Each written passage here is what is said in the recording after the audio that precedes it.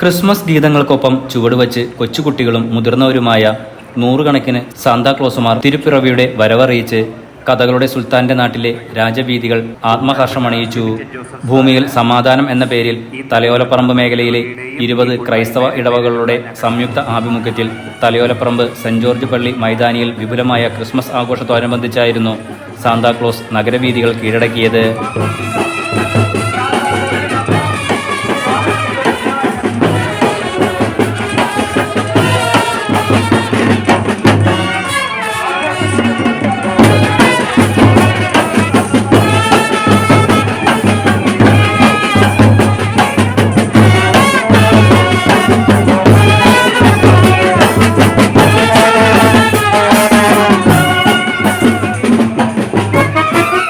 വർണ്ണശബളമായ ഘോഷയാത്ര, തിരുപ്പിറവിയുടെ നിശ്ചല ദൃശ്യം, ക്രിസ്മസ് സംഗമം, സാംസ്കാരിക സമ്മേളനം, നൃത്തരൂപങ്ങൾ, സംഗീത ശില്പങ്ങൾ എന്നിവ ക്രിസ്മസ് ആഘോഷത്തിന് മാറ്റുകൂട്ടി.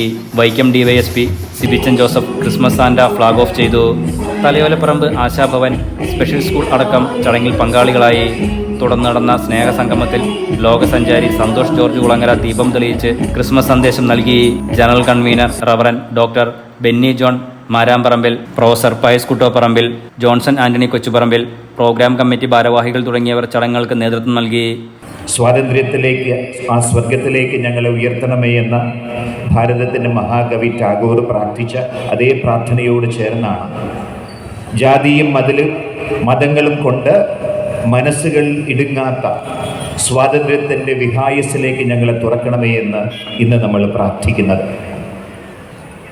സകല ജനത്തിനും വേണ്ടിയുള്ള സന്തോഷത്തിൻ്റെ സദ്വാർത്തയുമായിട്ടാണ് ക്രിസ്മസ് ആഗതമായതെന്ന് നമുക്കറിയാം. മഴ പെയ്യുമ്പോൾ അത് ഒരു വീട്ടിലോ പറമ്പിലോ മാത്രമല്ല, ഒരു പ്രദേശം മുഴുവൻ നനയ്ക്കുന്നത് പോലെ ദൈവം അനുഗ്രഹം വർഷിക്കുന്നത് ക്രിസ്ത്യാനികൾക്ക് മാത്രമായിട്ടല്ല, മാനവരാശിക്ക് മുഴുവനായിട്ടാണെന്ന് നമുക്കറിയാം. വിവിധ കലാപരിപാടികൾ, സ്നേഹവിരുന്ന് എന്നിവയുണ്ടായിരുന്നു.